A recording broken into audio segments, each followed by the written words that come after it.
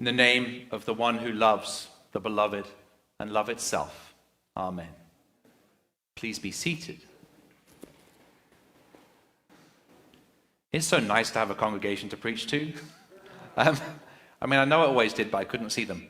I have a friend, Peterson, Toscano, who describes himself as a quirky queer Quaker. He is a climate activist and a biblical scholar who does performance art as a way of communicating the gospel, but also seeing in it things that you might not have seen before. He recently has been working in climate activism and also talking to a range of organizations, college campuses and bigger institutions, about being imaginative and playing as a way of discovering new realities. I'm going to share a video that he prepared for one of the partner organizations he was working with. Is that okay? It's great that I can do that now. I think about other moments of collective grief, like 9/11. There isn't this one moment with Corona, but still everyone has a story to tell. A lot of the deep-seated questions that come to the fore with climate change around who gets to adapt and where the funds go and on what terms and what kind of future we want to build, those are the same questions that coronavirus is forcing us to ask. Women have a heavy burden in climate change in several ways, but then there's also a heavy burden that women face when it comes to coronavirus. Both climate change and coronavirus are suspected to be associated with violence, potentially domestic violence. It's feeling that grief or the other feelings that come along with a loss, rage, deep sadness, despair. There are many feelings that come along with the realization that our systems are failing us and that we need to co-create new ways of being in the world together. We've been looking at feelings as kind of this roadblock to get through or to, dust our hands off and say, I don't want to feel that, or feelings are somehow a weakness. And I think we're realizing that they're actually a gateway for deeper and more efficient activism. We as a society need to get much better at facing grief. But when I'm angry and when I'm in despair, there are a certain number of things that I do. And one is that I really have to knock it into my head that we're not alone. And that's why I think of everyone together as a source to offset that anger. We are separated, but we're still so much connected. It's something that is keeping my spirit up under this terrible uncertainty.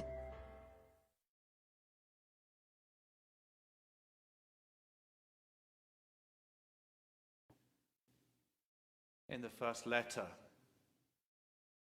of St. John, we are told that we do not yet know what we will be. And that's a theological statement, but it's also an imaginative one. This is a video about climate crisis and coronavirus, twin crises that we're facing at the same time, and it was looking at those crises from the perspective of women. There are some wonderful lines in there. We need to get better at facing our grief. But when we do, are our feelings a roadblock or are they a gateway? How are you feeling about the twin crises of coronavirus and climate change at the same time? I felt overwhelmed sometimes. In the last couple of weeks, we held the festival of Easter, which is the core festival of our faith. And we had to work really hard to try and regather. And we tried to do it safely, but in community. We tried to get you together as much as we could, but we had limits. That took a monumental effort from ushers and background processing and you engaging in the website and booking for services. And then we had to be really careful when we gathered together. And we did it, and there was a sense of joy, but I have to say afterwards, there was a sense for me of exhaustion. And I realize that might be a feeling that we are having at this stage in the coronavirus pandemic. We're just beginning to get shots. Well, many of you got shots. I got mine yesterday, my first one. My arm's still sore. We're just beginning to get our shots. We're just beginning to figure a way out of this, and we almost would like it to be over like that. Can't it just be done? And yet there's probably months more of reinventing church, of figuring out school, of figuring out what work looks like. And in the midst of all of that, there is a sense of exhaustion and grief. There's the same feeling around climate. We've done most of the damage already. The world is hurting. We are already seeing extreme weather events based on the change in our climate. We're trying to do some things. We're trying to invent new energy forms, new ways of generating energy. We're trying to think in new ways. But there's also a sense of grief that can be debilitating. It can feel so overwhelming that we don't want to do anything. I wonder how the disciples felt in that upper room. They were participating as fishermen and farmers in the new religious movement. They were following a charismatic leader. Did they expect him to get in trouble with the law?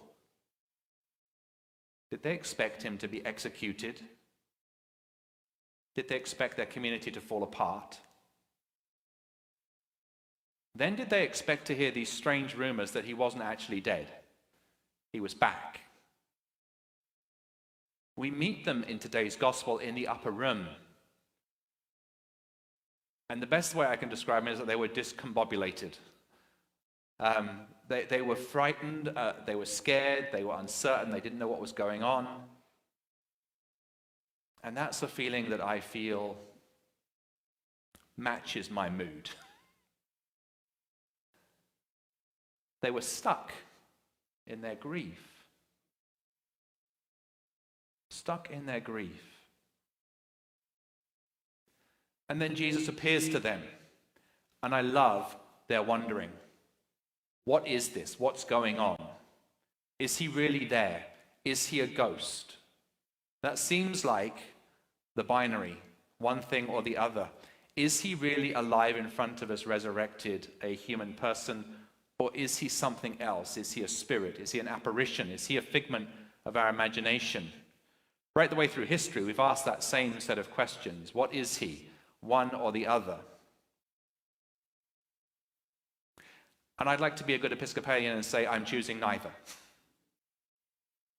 Episcopalians don't like extremes. We like a third choice. When I look really carefully at this text, I see that Jesus has appeared at will in the middle of a locked room. People don't normally do that. But I see that he asks them to touch him because he's real. He asks them to give him a piece of broiled fish and he eats it in front of them because he is real. He then holds out his hands, and this always puzzles me. Holds out his hand and he puts out his foot and says, look at them. With Thomas, in another reading, he'll say, put your finger in the hole. I don't know about you, but I cracked my toe last week on the bedpost, and I've been struggling to walk all week. I'm not sure if I had holes in my hands and holes in my feet that I would be up and around and asking people to touch the wounds. I don't quite know what's going on here. Is he an apparition? Is he real? Or is he something new? Is there some new reality being revealed to them here? Some new possibility that had not yet occurred to them and has not yet occurred to me?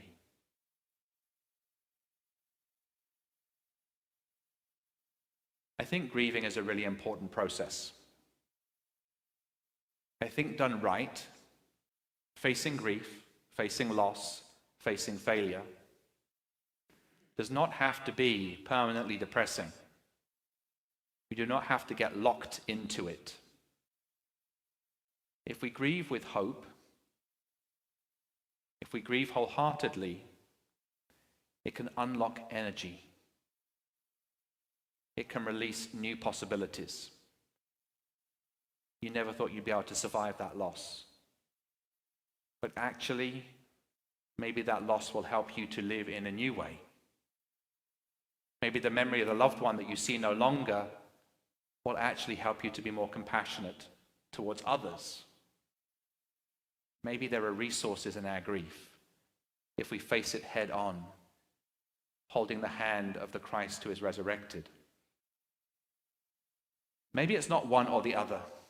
Maybe there's a third thing that we need to look for.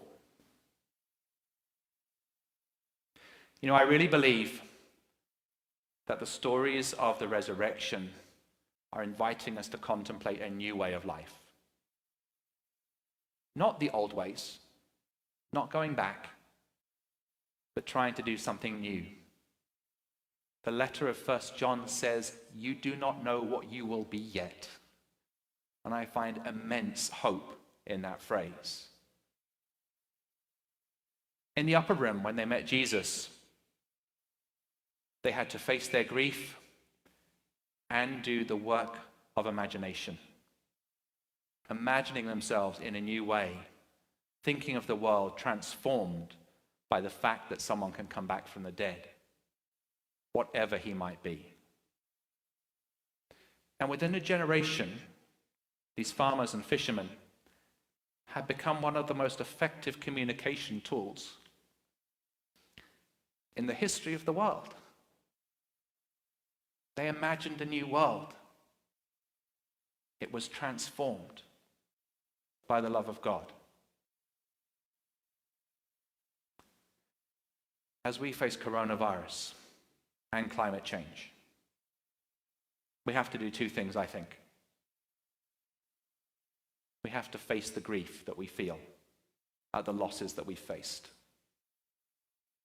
We have to face up to our own behavior and how it's negatively impacted on the world around us. And we have to imagine a new world. It's not one thing or the other, not going back to exactly the way things were. It's finding something new.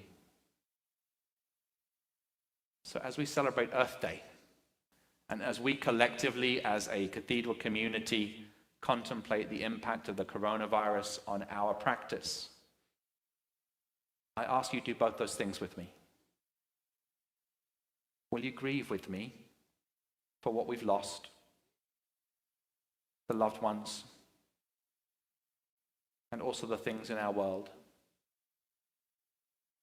And will you, along with the resurrected Christ, look for a new reality that we can build together? I'm going to go for one more video from Peterson, Toscano, the quirky queer Quaker, who is a climate activist. And this is a meditation inviting you to imagine a new world. And so I ask you to do it along with me as we listen to Peterson describing the world that might be.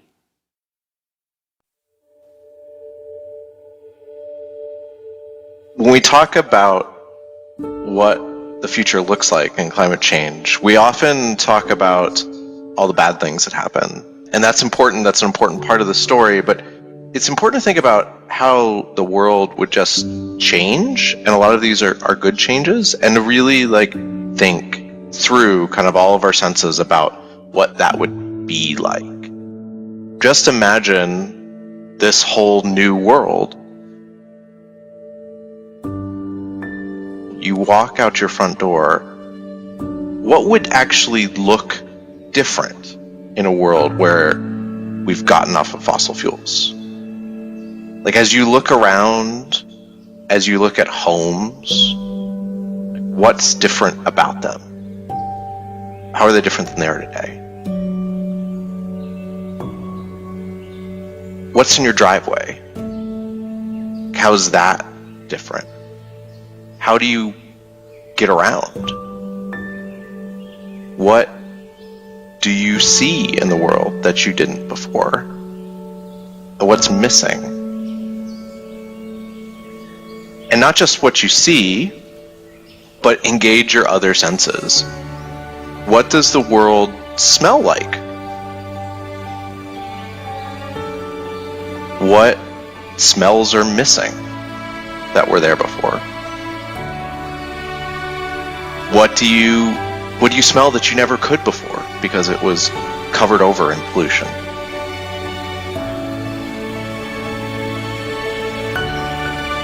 What does the world sound like? What does your street sound like? How is that different than it was before? What new things are you hearing in your yard, on your front door, in your neighborhood? You know, what do things feel like when you touch them, right? We used to have light bulbs that changing a light bulb would burn your hands, and we don't anymore. Just everyday objects in our homes, outside, how do they feel different? How does just walking along the street feel different? And how does that make you feel? What are the things that we have gained? What are the things that we have lost?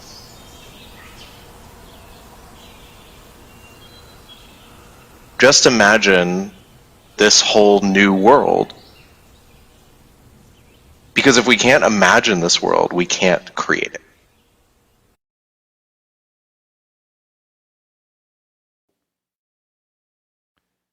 Amen.